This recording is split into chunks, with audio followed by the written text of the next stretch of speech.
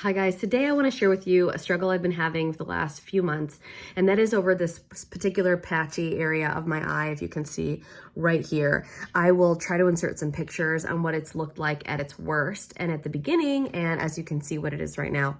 To date, I just finished 6 days of an oral steroid, and it was almost gone 100%, and but then yesterday was my last day. I had one pill left, and bam, today it's popped its head again. I'm trying to think of a name to call it because she's back and she's driving me crazy. So I've been dealing with this for the last 3 months. I don't I don't wear fragrance. I don't really wear makeup. I definitely not on my skin, only just mascara and some filler over my like my eyebrows. My eyebrows have had no issues. My eyelashes have had no issues. I have nothing really has changed in my diet. I don't wear perfume. I have free and clear laundry detergent. I don't use any harsh chemicals or anything like that. No lash extensions. I've never done that in my life. So I have the last 3 months, this has been people just were like, what's going on? And honestly, about 2 months ago is when we were on vacation and it just exploded. Again, nothing super different. My eyes were never like red. They weren't dischargy. I didn't have any vision issues. The rest of my body was 100% fine. No patchy, no itchy. I did have a couple dark spots on my hands, but I don't know if that was stress. When I went to the dermatologist on Monday, they were like, I don't know. So they put me on the oral steroid, and then they also added this cream, this ointment, which is a non-steroid ointment, and it made me want to rip the skin off of my eyes. It was horrible. So I only used it once. I never used it again. I want to share with you really quickly some things that I have tried. I have not tried eliminating things from my diet. I eat relatively well. I will look at eliminating that and I'm going to start keeping track of what I'm eating to see if what that looks like. I've had pictures taken throughout, and so I can try to look at that. I'm a little bit disappointed that the steroids didn't work. Not something that you can be on long term, and so I'll share with you some of the things that I've tried. I've definitely tried the Aquaphor. I know everybody throws it on there, even if they're not have skin issues. I feel like people use it because I really love it. I don't love petroleum. I'm trying to avoid petroleum, but I was willing to try anything. And so when I use this prophylactically, I feel like it made my eyelids swell as if I had been crying. And then this didn't help at all. And I don't know that it hurt, but after using it when I was kind of mild and seeing that reaction, I definitely wanted to avoid that. I use hydrocortisone. I use cortisone 10. I use the hydrocortisone from Cera-Ve. No help at all. It has been itchy at times, and sometimes it's just red. Right now it's just red, not itchy, but when it's been really itchy, I'll use it. This doesn't put a dent in it. It doesn't help at all. I've also used, Allegra, Claritin, and then any type of name brand ones, Benadryl, when it's gotten really bad, and those don't seem to help. Maybe it takes the itching away, definitely none of the redness. And so this one's also out now. I don't feel like it helps. While I was on, for a little bit, I have it in my bag in case, because my skincare routine that I'll share with you is super minimal. And there's definitely been days and weeks where I don't do anything at all just to see if it's that. That doesn't seem to affect it at all. If anything, it just makes it dry. And so I'll just put a little bit on this patch. It's the Olé Minis. It's a sensitive, soothing moisture. It's got colloidal oatmeal in there. And I have noticed that seems to be helpful at calming and soothing. So the products that I think that I've liked have had this in there. So that's an ingredient that I'm keeping my eye out for sure. When I was not finding any resolution and I just wanted to cover it, I have used like the Ordinary and then also the Kosas concealer. I haven't used that. I did try to use the Dr. Jart, that tiger grass color correcting treatment. I loved the way this looked. It was really nice, brightening under my eyes, felt hydrating, and it's an SPF. But if I used this, I would pay for it for the next couple days. When I was on vacation, I just wanted to not look like somebody punched me in the face. Or that I had just been crying. So I would use this a couple times, but then the next few days, it was just horrible. So I gotta dig into some of the ingredients. I know that it's got that SPF, the titanium dioxide and the zinc oxide, which is a bummer. So I have been shifting to just wearing hats and sunglasses, which I didn't really do before. And so this is out unless I guess my family pictures and I'm willing to pay for it. And so I'm not using that anymore. A couple things that I did get that I had used is Puramidi Eczema and Psoriasis Relief Ointment. It says that it will relieve symptoms such as itching and dry, flaky skin. And it doesn't hurt, it doesn't necessarily help, but it does have like echinacea, calendula, and those kind of things. And so this arborvitae, elderberry, marigold, those kind of things. And so, which is the calendula. So I found this at Natural Grocer. It was something small that again, I could throw in my bag that replaced my Aquaphor, that if it's particularly dry or inflamed, I would use this. And so that I just use on the go.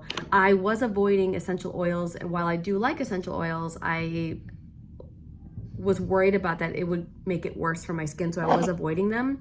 Although at Plum Market, when I was out on vacation, I did get this Overnight Intense Repair Balm that's got Immortelle in it, which is an essential oil.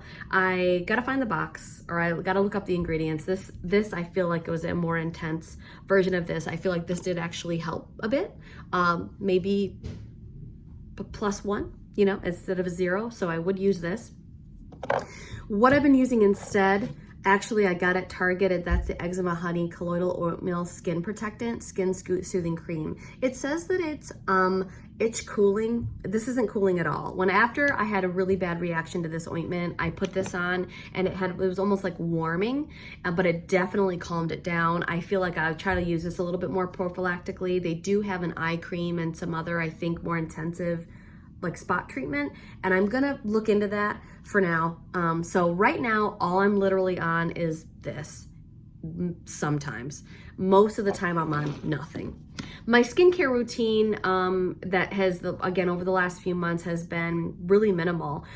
I'll either oil cleanse with just like a jojoba oil or something, but mostly I really like the Squalene cleanser from The Ordinary. It's just really, I like the texture. I like that it just kind of breaks down the dirt and it, you know, kind of washes away milky, which I love a cleanser, an oil or a cream cleanser that washes away milky. It's my favorite. So this is very mild, very gentle to me. And so I really like this one. It's Squalene, which is, I think, is a very, very gentle oil that people just seldom have reactions to. So I've been maintaining this, if not just regular oil cleansing. For a while, I was doing castor oil, and I think castor oil is really nice. It sounds like there's a lot of benefits to it, but I noticed that this was, when I'd only put it on my eyes, made it more red. Over time. It wasn't calming, it wasn't soothing. I just wanted something for some moisture and some extra, you know, something. This isn't it for me. I know this is everyone's end all be all. I don't know if anybody else has had reactions to castor oil. And so it's in a glass bottle. This is a really great brand. I like it for other areas or to mix it with other things, but directly on my under eyes was not helping. And so I wouldn't say I had a reaction to it. I just would say that it just seemed brighter red. It didn't seem more puffy or anything like that. So there was definitely this. I was using jojoba oil, like just as a moisturizer. I know it doesn't moisturize, but like after with some water, and then I would put this over. And some of the times my face was feeling a little itchy. This isn't a glass bottle, which I wanted to get, but I decided to go even more sensitive, which is crazy because I've never had sensitive skin. And I only just use now the Squalene from The Ordinary, just a few drops after my face has been washed and is wet. And that seems to work really well. One of the times that I had to use, my face was just itching everywhere, a little bit on my scalp. I feel like it was just driving me nuts. I put 2 drops of tea tree oil. I don't do that often. I didn't do it much. Just those couple times it was cooling and really that itching went away. So I don't know if it's the microbiome or the good bacteria of my skin. If there was something going on there, I thought maybe it was that, but then this still is sticking around. The dermatologist cannot tell me if it's eczema, if it's, they say that it looks like my allergic dermatitis. I don't know what it could be. Looking at my food and getting that all in there, but don't know if any of you have dealt with any of that.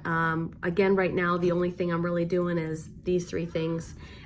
Sometimes nothing, sometimes not this. Definitely cleaning my face, being a lot more better with that. I'm at a loss. I don't know if anybody else has had any other products or they deal with eczema specifically right here under the eye. I know it's really, I've got a gazillion pictures. Some of them are not flattering. They look rough, but I'm willing to share them with you guys. I would love answers. Like, what is it? What are we doing here? I have started taking some sea moss, trying to be better at taking my vitamins, my vitamin C, my vitamin D, and then vitamin B in the morning, and then magnesium at night. And so I'm trying to be better at that. I do love fermented foods, so I feel like as far as my gut health seems pretty good. I've always been very regular. I don't have issues with that. I like fermented foods. I really like Greek yogurt and then and those kind of things. And so don't really eat too much processed foods and make a lot of foods at home. So to me, it feels like I don't want to have to start eliminating things, but I think we'll just keep track of what it is that I eat and like rate it from 1 to 10 on what it looks like. Thanks for listening. Let me know if you have any advice, any ideas. I don't take medicine. I don't have allergies except for cats. Don't have cats. So if anybody even is just going through the same thing, can share with me what you've done, what the dermatologists have said, what you've tried. I do have an allergist appointment in October.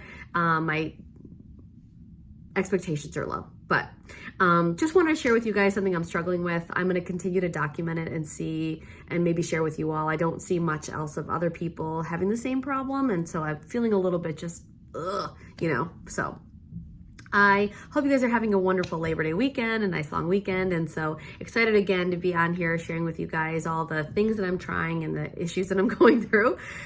So definitely let me know if you have some of the similar problems, or if you're aware of this, or if you've gone through this at all, or any products that you can suggest. I will talk to you guys soon. Bye.